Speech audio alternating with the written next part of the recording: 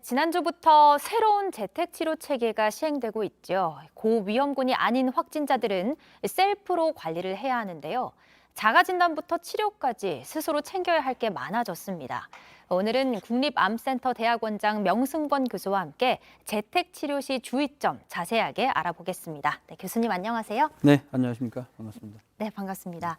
요즘 증상이 의심될 때 병원에 가기 전에 이제 스스로 자가진단 키트로 검사를 먼저 해야 돼요. 근데 이게 처음 하시는 분들은 좀 무섭다 이렇게 생각하시는 분들도 있더라고요. 그래서 이 자가진단 키트 사용 방법부터 좀 부탁드릴게요.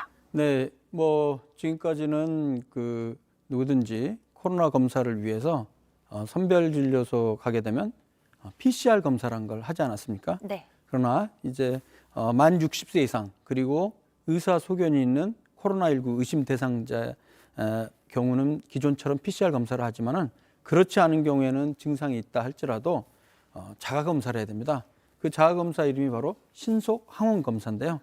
신속 항원 검사 원리를 간단하게 말씀을 드리면 우리 코 속에 검체를 채취를 해서 그 안에 코로나19 바이러스가 있는지 여부를 검사하는 것입니다. 예. 원리는 그 코로나19 바이러스가 있다면 그 바이러스 껍질에 있는 스파이크 단백질이라는 게 항원으로 작용을 하게 됩니다. 그러면 그 진단 키트 그 카트리지에 항체가 미리 있기 때문에 만약에 그 바이러스 검체 내에 바이러스 항원이 있다면 떨어뜨렸을 때 항원과 항체가 만나서 검사선에 빨간 줄이 생기게 됩니다. 네. 그런데 만약에 바이러스가 없다면 그 검사선에 빨간 선이 생기지 않고 그 대조선이라고 했고 맨 마지막 쪽에 줄이 하나가 가는데요. 결론적으로 만약에 바이러스가 있다면 줄이 두 개가 생기고 네. 바이러스가 없다면 줄이 하나만 생기게 되는 그런 원리가 있습니다. 그럼 검사 방법은요. 영상을 보면서 잠깐 설명을 해드리도록 하겠습니다. 네. 네, 여기 보시면 그 진단검사 키트 종류가 있죠. 네. 왼쪽에 보이는 건 기존에 했던 PCR 검사로 코 속 깊이 넣는 거고요. 바로 오른쪽에 자가검사 방법입니다. 여기서는 코 속에 1.5cm에서 2cm 정도만 넣고 10번 정도 휘저은 다음에요. 네. 그다음에 검사 그 튜브에 그 검사 추출 용액이 담겨 있습니다. 어. 여기에 검체를 넣고 한 10번 정도 흔들어 준 다음에 이렇게 짜냅니다. 아, 저렇게 꼭 짜내네요. 네, 그렇게 꼭 짜내게 되면 이제 검체 그 단백질이 분리가 된 용액이 저 안에 남아 있게 되겠죠. 네. 그리고 나서 뚜껑을 덮은 다음에 용액을 원안에 떨어뜨리게 되면 이 용액이 흘러내려가면서 지금 보면 C라는 거에 줄이 가 있는 것은 대조선이라고 했고 음성인 경우입니다. 네. 그리고 T라는 선까지 줄이 나오면 총 2개의 빨간 줄이 나오게 되면 바로 바이러스 양성, 즉 코로나19 양성으로 나오는데요. 이런 경우에는 이 정확도가 신속항원 검사가 약간 좀 낮은 편이기 때문에 정확한 검사를 위해서는 PCR 검사를 따로 추가적으로 시행을 하게 되어 있습니다. 아, 두 줄이 나오면 이제 PCR 검사를 받게 되는 거죠. 네. 그리고 이제 3월에 개학을 앞두고 있지 않습니까? 이제 유치원생이나 초등학생들이 일주일에 2번 집에서 이 신속 항원 검사를 해서 음성이 나와야 등교를 할 수 있는 방안을 교육부에서 검토하고 있다고 해요. 근데 아이들의 경우에는 또 어른들이 해줘야 할 텐데 특별히 조심해야 될 사항이 있을까요? 네, 저 앞에서 설명했던 대로 그 검사를 할 때는요, 약간 목을 뒤로 약간 젖힌 상태에서 네. 입천장과 약간 평행하게 면봉을 안쪽으로 넣어야 됩니다.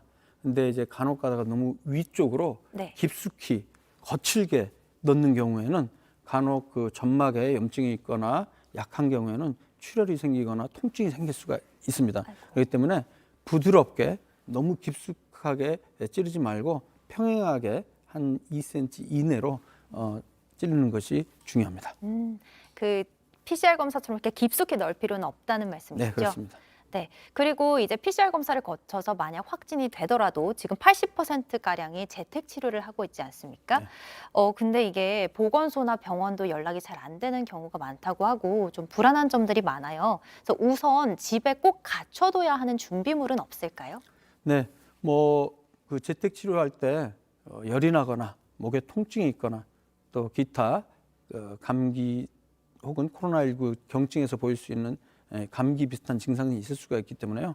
뭐 해열 진통제라든가 진해 거담제 아니면 항히스타민제 등의 상비약은 좀 필요할 것 같습니다. 물론 간혹 그 뭐 체온계라든가 자가검사 키트 그리고 뭐 산소 포화 또 검사기구 이런 것들이 지금 구비가 되고 있는 것도요.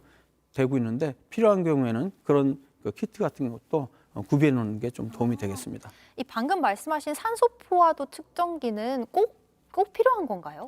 네, 지금 10일부터는요 오미크론 변이 특성에 맞춰 정부 개편안이 나오게 되었는데요. 일단 그 재택 치료에 들어가게 되면 확진 판정을 받아서 재택 치료에 들어가게 되면 60세 이상 기저 질환자에게는 키트를 제공해 줍니다. 아, 네. 체온계, 산소 포화도 측정기, 소독제, 그리고 자가검사 키트, 해열제 등 5종 키트가 제공이 됩니다. 그렇기 때문에 방금 얘기한 고위험군의 경우에는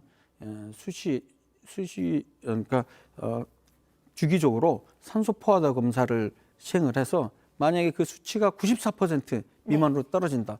그런 경우라든가 아니면 약간의 호흡곤란 증상이 있는 경우는 반드시 병원에 연락을 해서 진료를 받는 것이 필요하고요. 하지만 그 일반 관리군, 집중 관리군 말고 일반 관리군의 경우에는 반드시 산소 포화도가 검사가 필요한 상태는 아닙니다.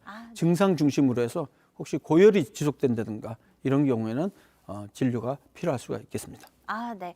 그럼 아무래도 재택 치료를 하게 되면 뭐 열이 있는지 없는지 이런 건 좀 매일 검사를 해야 될 것 같습니다. 네, 그렇습니다. 그래서 가장 위험 신호라고 볼 수 있는 것은 뭐 미열이라든가 단순한 인후통 정도는 크게 문제가 될지는 않을 텐데요.